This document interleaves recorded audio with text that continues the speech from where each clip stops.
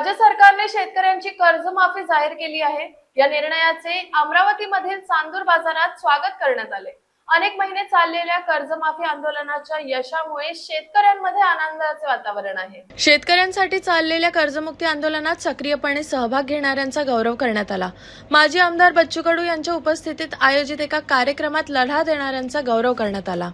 बच्चू कडू यांच्या नेतृत्वाखालील आंदोलनातील मोठ्या संख्येने कार्यकर्ते आणि शेतकरी या कार्यक्रमाला उपस्थित होते। आंदोलन करणाऱ्या शेतकऱ्यांचा बियाणे आणि लाडू तुला करून सन्मान करण्यात आला। अशोक तायडे यांची लाडू तुला करण्यात आली। दिलीप भाकरे यांची बियाणे तुला करण्यात आली। जनार्दन राऊत यांचा कपड्यांची भेट देऊन सन्मान करण्यात आला। बच्चू कडू यांनी सांगितले की कर्जमाफी हा संघर्षाचा पहिला टप्पा आहे। पिकांना किमान आधारभूत किंमत अर्थात MSP मिळणे ही पुढची मोठी मागणी आहे।